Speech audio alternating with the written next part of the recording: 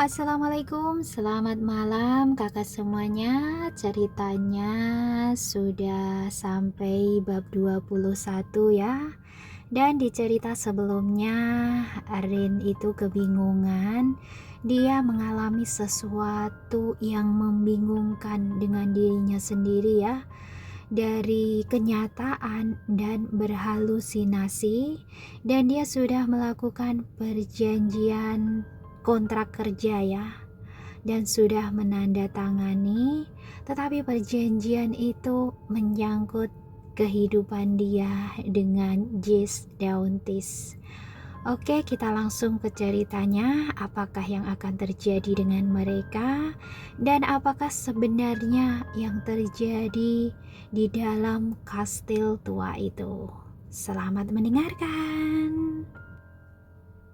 Erika mengulurkan tangan kanan dan Rain membalasnya. Mereka saling berjabat tangan. Selamat, Nona Orwell. Aku harap kau senang dengan pekerjaan barumu. Rain tak tahu harus senang atau takut mengingat masa kerjanya yang mungkin bisa bertahun-tahun. Artinya dia juga akan terkurung di kastil itu bertahun-tahun. Apa yang kau pikirkan? Selidik Erika. Apa aku harus menghabiskan masa mudaku di sini, di kastil yang muram ini? Rin tersenyum pahit. Erika mendesah. Itu sangat tergantung pada seberapa mampu kau menyembuhkan tuan muda. Apa? Menyembuhkan? Aku bukan dokter. Lagi pula, aku tidak tahu penyakit apa yang sedang dia derita. Erika mendekat pada Rin dan meletakkan telunjuknya ke dada Rin. Dia sakit di sini. Rin mengangkat tangan kebingungan. Dia sakit jantung, paru-paru. Erika mendekatkan bibir ke telinga Rin. Hatinya yang sakit. Dia terluka karena tubuhnya berubah menjadi menyeramkan. Jika kau mampu membuat dia keluar dari kastil dan melihat dunia, mungkin sakitnya akan sembuh. Wow, gumam Rain. Jadi, sebenarnya dia tidak seburuk itu. Apakah itu suatu penyakit kulit langka? Erika hanya mengedik. Dia hanya butuh keluar dan melihat dunia. Dia hanya butuh dicintai. Itu saja. Aku harap kaulah orang yang tepat untuk membuat dia kembali ceria seperti dulu. Erika mundur. Rin menyeringai. Kau pikir aku pengasuh bayi? Yang benar saja. Erika hanya tersenyum. Kau sudah resmi bekerja di sini dan kau bisa mulai pekerjaan pertamamu hari ini.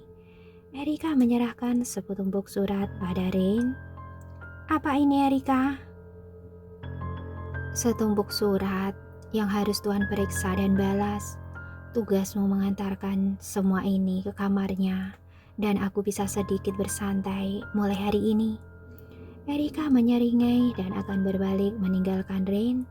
Rin sendirian dengan wajah bengong di ruang kerja Jess. Satu lagi. Apa lagi? Gerutu Rin. Erika kembali menyerahkan sebuah undangan berwarna merah marun beraroma bunga mawar segar. Apa ini? Undangan makan malam dari wali kota Westlake. Jika minggu depan kau mampu membuat Jess Dauntis menghadiri acara itu, maka akan aku naikkan bonusmu 3 kali lipat dan kau akan mendapat jatah libur 2 kali lebih banyak di minggu pertama setelah pesta berakhir. Rin melihat tumpukan surat itu dengan tubuh merinding. Dia membayangkan harus kembali lagi ke kamar monster itu membuat kepercayaan diri Rin lenyap seketika. Apa? Makan malam? Erika mengedipkan sebelah matanya dengan seringai menakutkan. Dia pergi meninggalkan Rin dan tak menoleh lagi. Kita lihat seberapa mampu kau menyihir Jess Dauntes agar bisa kembali hidup seperti dulu. Bisik Erika penuh harap pada dirinya sendiri. 15 menit kemudian, Rin sudah berdiri di depan pintu kamar Jess Dauntes di puncak Menara Timur dengan setumpuk surat di kedua tangan. Astaga, apa yang harus aku lakukan agar monster itu mau menghadiri pesta ini? 3 kali lipat bonus dari gaji bulananku. Itu cukup besar. Itu sudah lebih dari cukup untuk biaya hidup dan pendidikanku selama 2 tahun. Rin kerepotan saat akan mengetuk pintu. Kedua tangannya penuh dengan surat-surat. Dia peluk surat-surat itu di dada dan mengetuk pintu dengan susah payah. Tuan, selamat pagi. Saya Rin. Izinkan saya masuk. Di dalam kamarnya, Jess sedang berbaring tanpa pakaian di balik selimut. Jess sangat mengantuk karena semalam harus berkeliling untuk patroli dan pulang hampir fajar. Tuan, suara Rin seperti teredam dari balik pintu. Erika, jangan ganggu aku, teriak Jess kesal. Hah? Sepertinya dia masih belum menyadari kalau aku yang akan menggantikan Erika mulai hari ini, gumam Rin kesal. Maaf tuan, aku harus masuk. Tak peduli kau izinkan atau tidak, teriak Rin memberanikan diri. Nyonya Erika berkata, aku harus melakukan ini, atau aku tak akan mendapatkan gajiku. Rin harus berbohong. Jess sudah tenggelam lagi dalam mimpinya. Dia tak mendengarkan ucapan Rin. Klak, Rin memutar knob. Permisi, ujar Rin ragu-ragu. Saat Rin masuk, dia disambut oleh kegelapan dan aroma parfum pria yang maskulin. Ranjang tempat Jess tidur masih ditutupi oleh kelambu. Tuan, saya datang untuk mengantarkan surat-surat ini. Saya letakkan di meja belajar Anda. Apa Anda butuh sesuatu untuk sarapan? Rin berdiri kaku di dekat pintu kamar Jess. Karena Jess tak menanggapi, Rin berjalan dan meletakkan surat di meja kerja Jess tak jauh dari jendela. Rin sangat gatal dengan kegelapan ruangan itu. Ingin sekali dia menyibak korden selembar mungkin, dan itulah yang memang Rin lakukan selanjutnya. Serak. Kedua tangan Rin menyibak korden sampai terbuka sempurna. Cahaya redup dari matahari yang selalu mendung masuk membanjiri kamar Jess. Tak sampai di sana, Rin pun sampai membuka jendela yang selalu tertutup rapat di kamar Jess, hingga udara sejuk pagi hari masuk tanpa ragu-ragu. Brengsek, Erika, apa yang kau lakukan? Teriak Jess dengan suara serak menggelegar. Saat Jess sadar cahaya sudah membanjiri kamarnya, Jess langsung menutupi kepala menggunakan bantal. Dia tak beranjak sama sekali dari ranjangnya dan semakin bergelung. Rin menyengih. Tuan, Anda bukan bayi lagi. Anda harus bangun dan berolahraga. Udara pagi sangat bagus untuk paru-paru Anda. Kau bukan Erika, teriak Jess dari balik bantalnya. Rin tak tahu dari mana dia mendapat keberanian berkata seperti itu pada Jess Dauntes. Di mata Rin, Jess hanya pria kaya yang manja. Setelah mempelajari kembali klausa dalam kontrak kerjanya, Rin mulai berpikir bagaimana caranya agar Jess segera sehat atau Rin dipecat sebelum itu. Gaji yang Rin dapat selama 2 atau 3 bulan bekerja di sana sudah cukup untuk Rin hidup selama 2 tahun di kota. Dia tak ada niat untuk bekerja lebih lama. Jadi, bersikap sedikit menyebalkan pada sang tuan rumah tak akan membuatku dalam kesulitan. Seringai Rin. Rin sibak dan ikat kelambu yang menyelubungi ranjang Jess. Rin bisa melihat tubuh Jess dengan sangat jelas, sejelas siang yang menerangi bumi. Jess terkurap dengan selimut menutupi sampai ke panggul. Punggungnya yang berotot dihiasi sulur-sulur hitam yang berdenyut dan saling membelit indah sampai ke lengan kanan dan kiri. Rambut Jess yang pirang kecoklatan di bawah pundak terlihat berantakan karena bantal. Ren tak bisa melihat wajah pria itu. Ren menjadi gugup, dia tak pernah melihat tubuh pria seindah itu. Bahkan dengan banyak sulur hitam di tubuh Jess, entah karena penyakit kulit langka atau apa. Tapi rasanya itu semua terlihat sangat pas dan keren di tubuh berotot Jess. Apa aku sudah gila? Pakai keren pada diri sendiri. Jess bangkit dan melepas bantal yang menutupi kepalanya. Dia duduk tegak dan siap melontarkan kemarahan. Jess menoleh dan tidak menemukan Erika di sana, melainkan Rain. Rain menatap wajah pria itu. Anak-anak rambut menutupi wajah Jess yang pucat. Jess panik. Siapa kau? Dia berusaha menutupi wajahnya dan meraba kepalanya. Tanduk dan wajah kerbau sudah hilang dari kepala Jess dan hanya menyisakan sulur-sulur di satu pipi sampai kening. Anda lupa pada saya, Tuan. Saya Rain Orwell. Saya asisten Anda mulai hari ini. Terima kasih karena telah menerima saya bekerja di sini. Kau, siapa yang menyuruhmu masuk ke kamarku? Jess duduk memunggungi Rain dengan sorot mata terluka. Dia sangat malu dan takut kalau wajah buruk rupanya akan dilihat oleh Rain. Anda tidak perlu takut atau khawatir, Tuan. Saya akan menjaga rahasia Anda sampai saya mati. Apa maksudmu? Kau meremehkanku? Bentak Jess penuh kemarahan. Dia bangkit dari ranjang hanya mengenakan celana panjang. Keluar. Tidak, Tuan. Saya tak akan pergi sampai keperluan Anda selesai. Saya akan menyiapkan air mandi. Rin berusaha menahan kegugupan. Dia berjalan cepat ke kamar mandi dan mengisi bak mandi dengan air hangat.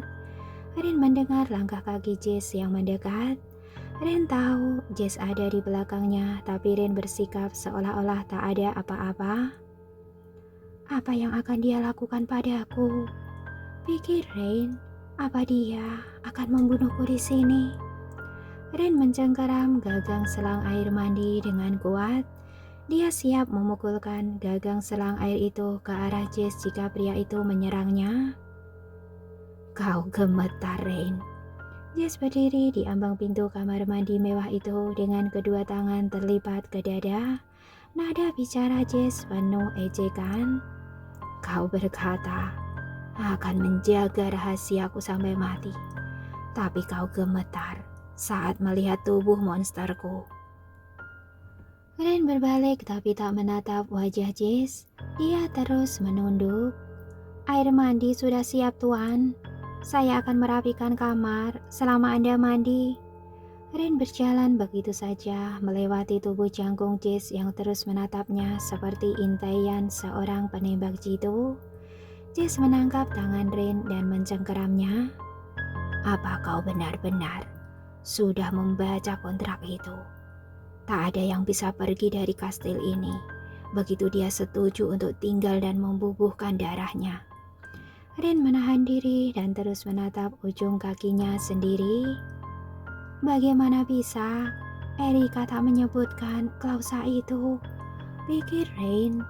Rin menarik lepas tangannya dari cengkeraman Jess. Saya harus bekerja, Tuan. Cih, gadis yang cukup bernyali. Kita lihat berapa hari dia akan bertahan dengan kengerian wajah dan tubuhku ini.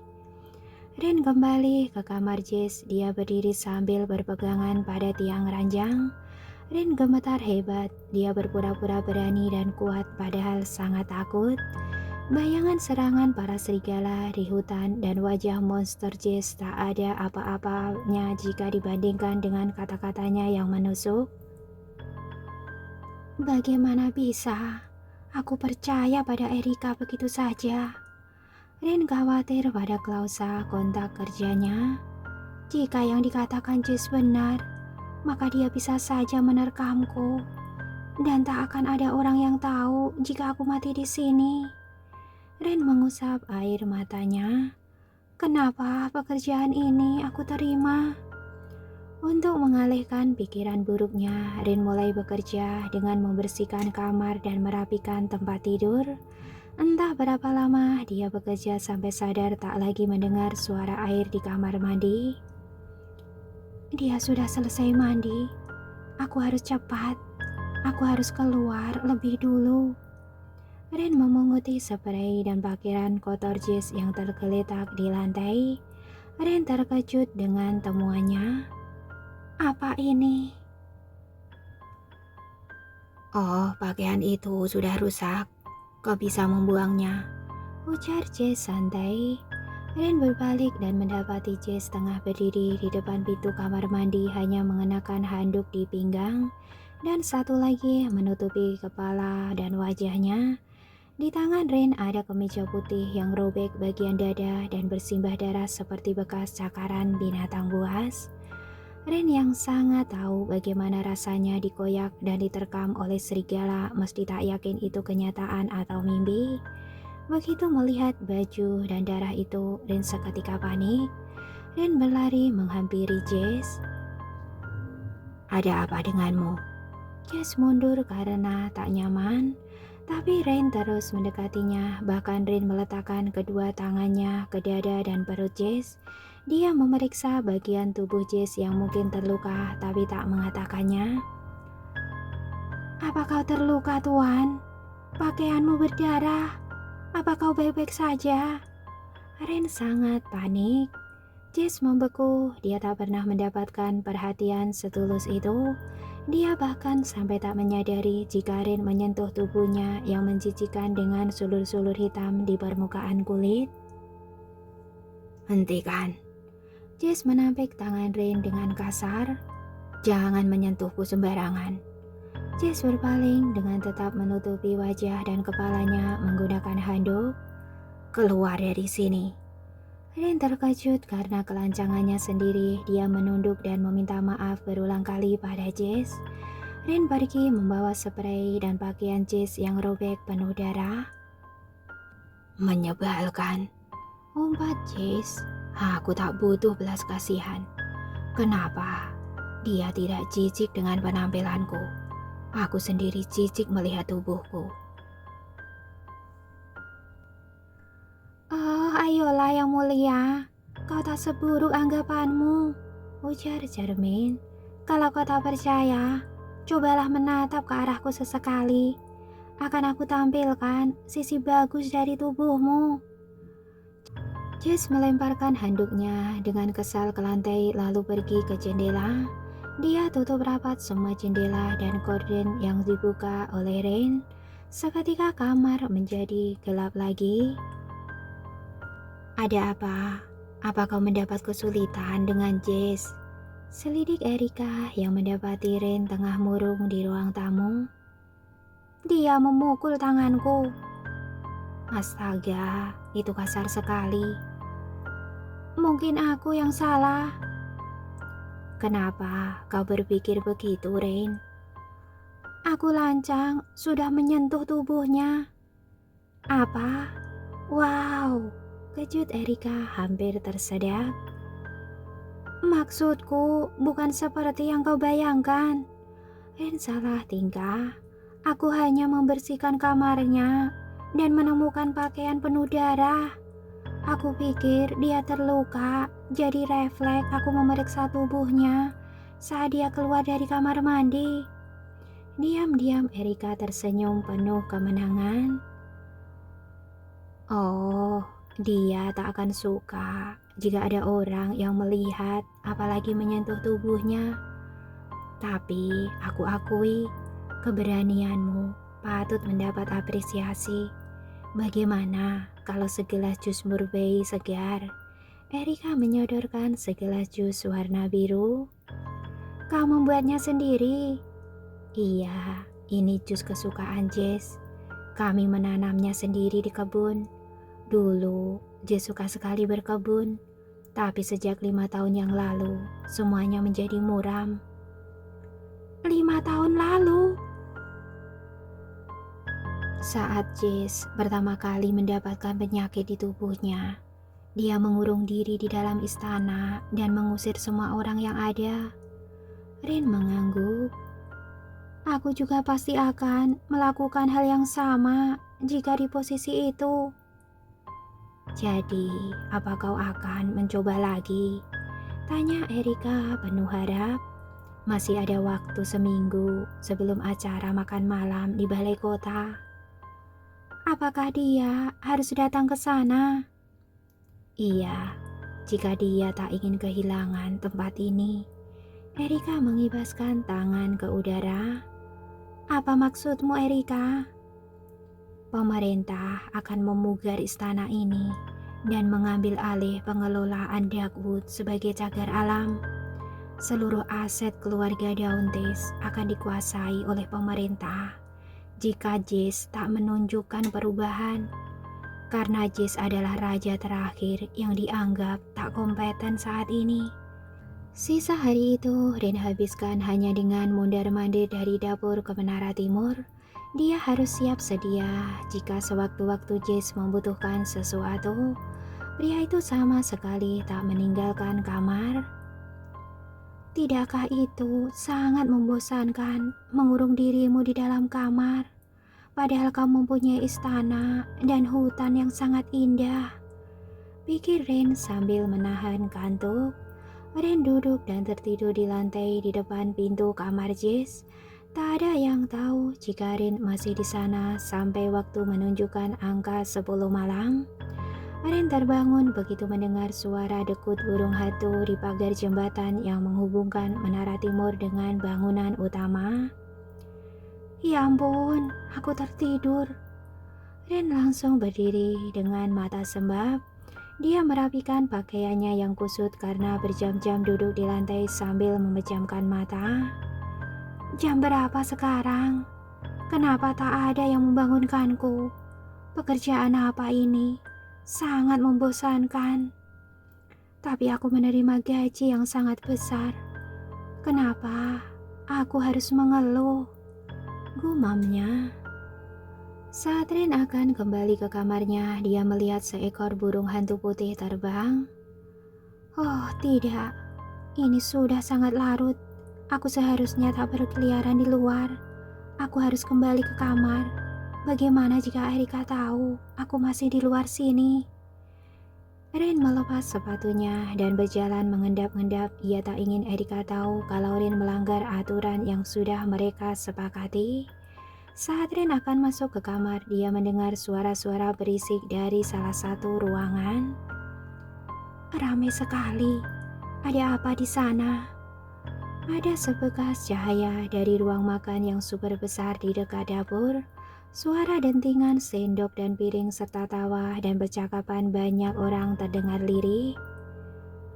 Oh, apakah itu mereka? Para petugas kebersihan yang datang saat malam.